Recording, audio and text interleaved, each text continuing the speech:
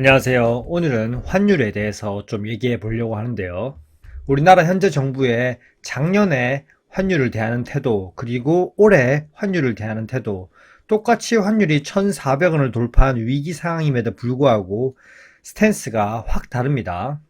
왜 같은 환율 수치인데 정권에 따라서 입장이 달라졌나? 이걸 한번 생각해 봐야 되는데요. 지난해 4월 이재명 당대표 시절에는 원달러 환율이 1,400원을 돌파하면서 국가 경제 위기가 현실화됐다. 이렇게 얘기했고, 하지만 최근 이창용 한은 총재는 현재 환율 수준은 위기라고 생각하지 않는다고 현 정부의 입장을 대변하고 있습니다. 이 격차가 의미하는 게 뭔지 한번 생각해 보겠습니다. 작년에 고환율이 지속되면서 원달러 환율이 1,400원을 돌파하자 고물가뿐만 아니라 국가 경제 전반의 위기가 현실화됐다고 엄청 비판했습니다. 이때 기사를 함께 살펴볼게요. 렛츠고! 기사의 내용을 한번 살펴보시면 작년에 1,400원 환율이 1년 5개월 만에 처음이고, 과거 IMF 외환위기 당시, 그리고 2008년 글로벌 금융위기, 그리고 2022년 레고랜드 사태에 이어서 네 번째라고 엄청 위험하다고 얘기했습니다. 경제 지표들이 악화되고 있는 상황인데, 현장에서 우리 국민이 느낄 체감 온도는 지표의 숫자보다 훨씬 더 강도가 세다. 앞으로도 경제 전망이 좋지 않은 상황이고 구체적인 대책을 마련해야 한다고 얘기를 하면서, 총선이 끝나자마자 고환율로 인해서 식료품 가격이 줄줄이 오르고 있고 공공요금 인상 가능성도 점쳐지고 경제와 민생이 총체적 위기 상황이라고 얘기했습니다. 지금 또 1,400원 환율인 건 똑같은데, 작년에는 위기, 그리고 올해는 위기라는 말을 전혀 하지 않고 있죠. 또 계속 살펴보면 작년의 정부, 지금은 전 정부죠. 재정 역할을 적극적으로 해야 된다고 촉구했고요. 환율이 1,400원인 상황에서 국가 기초 체력이 많이 약화된 상황이고, 환율 급등이 미칠 부작용에 대한 우려가 상당히 크다. 그리고 소비자 물가 상승 목표치 2.6%를 달성하기 상당히 어렵다. 이 상황을 방치하면 민간 소비는 줄고 물가는 오르는 스태그플레이션이 현실화될 수 있다. 경제 위기를 극복하기 위해서는 특단의 대책이 필요하다. 윤석열 대통령 담화에서 경제 상황에 대한 긴장감을 전혀 느낄 수 없었고, 구체적인 민생 대책 제시도 없었다면서 정말 위기라는 말을 계속하면서 경고, 압박, 엄청 전 정부를 비난했었습니다. 그런데 1년이 지난 지금 한국 경제가 오히려 소비도 좋고 고용도 좋고 모든 게 좋다고 얘기하는 상황입니다. 환율이 1,400원 이상인데도 불구하고요. 정말 나라 걱정을 하는 건지 정부 비판을 위한 행동인지 가늠이 안 됩니다. 최근 10월 20일 이창용 한은 총재는 국회 질의에서 현재 환율이 1,400원대 이상이 위기 수준이라고 생각하지 않는다는 정말 말도 안 되는 터무니없는 말을 했습니다. 이분은 그 누구보다 정치 편향적인 사람이라고 제가 작년부터 계속 얘기했었던 것 같은데요. 결국 현 정부와 같은 기조를 가지고 가고 있고, 현 정부의 목소리를 이창용 한은 총재 입을 빌려서 얘기하는 것과 다르지 않습니다. 기사 내용 또 함께 보시죠. 이창용 한은 총재는 더불어민주당에서 환율 수준을 볼 때 위기인지 뉴노멀인지 물었고요. 그에 대한 답변은 위기라고 생각하지 않는다고 얘기했습니다.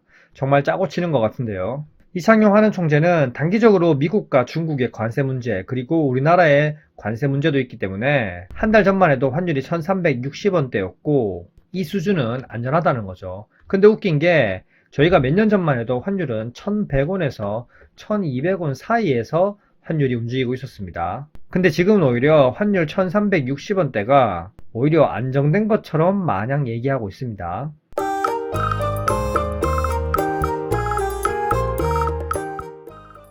이창용 한은 총재는 가계부채를 늘렸던 1등 공신이고요. 전 정부 시절에는 부동산 가격 부양을 위해서 한국은행 기준금리를 올려야 할 때 올리지 않고 내리지 말아야 할 때 누구보다 빨리 내렸습니다. 현재 한미 기준금리 차이를 봐도 알 수 있습니다. 작년에 미국이 금리를 내리자마자 바로 따라 내렸고, 미국은 금리를 동결했었는데 오히려 한국은 계단식으로 금리를 인하했습니다. 그런데 정권이 바뀌고 나서 바로 스탠스가 바뀌었죠. 미국이 금리 인하를 해도 한국은 오히려 동결 스탠스를 취하고 있습니다. 동결하고 있는 이유가 갑자기 서민 위하는 척하면서 가계부채가 늘어나고 부동산 쏠림 현상으로 인해서 금리 추이를 지켜봐야 한다면서 정권 바뀌자마자 바로 금리 동결하면서 눈치를 봤고요. 아까 말씀드렸듯이 금리 올려야 할 때 부동산 부양을 위해서 올리지 않고요. 내리지 말아야 할 때 누구보다 빨리 내리고 그 누구보다 기득권층을 위해서 힘쓰는 사람이 바로 이창용 한은 총재입니다. 제 뇌피셜이 아니라 정말 객관적으로 바라봤을 때 팩트입니다. 그리고 이분의 전 정부 시절의 명대사가 있죠. 함께 보시죠. 자꾸 실기했다는 얘기 하지 마시고 더 잘할 수 있으면 그 다음에 한군의 총재 되신 다음에 하시면 좋을 것 같습니다. 다음 질문 받겠습니다. 말 잘못했나요? 억울해하는 건 뭐냐면 저희가 계속 금리 인하 기조에 있다 그러는데 한국은행이 실기를 했다, 금리를 인하 안 한다, 뭐 이런 쪽으로 보도가 되는 건 저희는 그 시기를 결정할 때 작년 8월에는 가계부채 때문에 한두 달 늦췄고 이번 1월에는 그 환율 때문에 한 달 정도 늦췄는데 결과를 보실 때는 가계부채 잡는데도 큰 도움을 줬고 지금 환율 변동성도 저희가 그 타이밍을 벗어났다고 해서 이렇게 인하 기조를 유지하면서 잘 조정하고 있으니까 좀 맡겨주시고. 정말 얼마나 말도 안 되는 걸 말같이 하고 있는지 아시겠습니까? 이창용 한은 총재는 가계부채도 잡지 못했고 부동산 가격도 잡지 못했고 환율 폭등도 막지 못했고 서민 물가도 잡지 못했습니다. 그런데도 이렇게 뻔뻔하게 나오고 있는 겁니다. 그러면 1년 사이에 왜 이렇게 환율 1,400원을 바라보는 시각이 바뀌었을까요? 작년에만 해도 국가경제 위기라고 앞장서서 얘기하던 분이 지금 환율이 1,400원을 돌파했는데도 긴급 회의를 하지 않고 환율 안정화를 위해서 한국은행이 압박을 가하지 않습니다.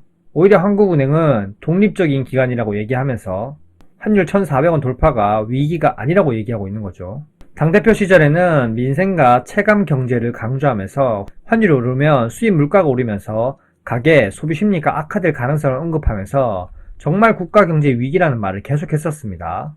지금은 위기감을 전혀 강조할 수 없죠. 왜냐? 대통령이 되셨으니까요.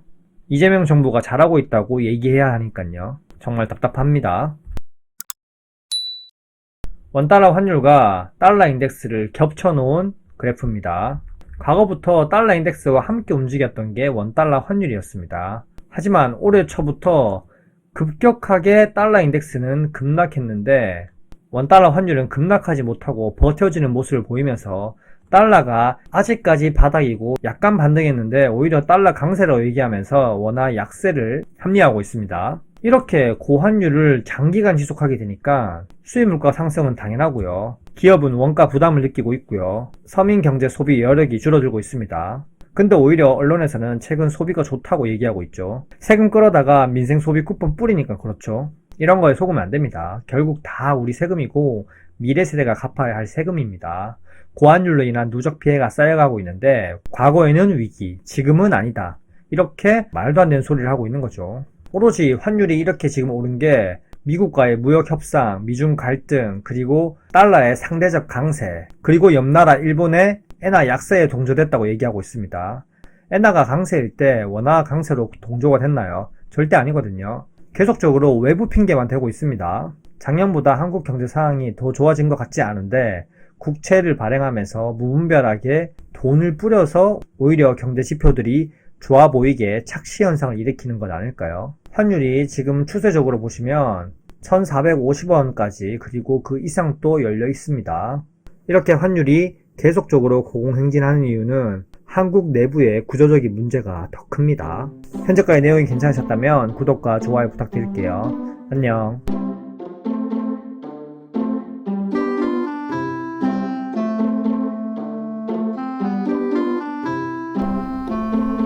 Why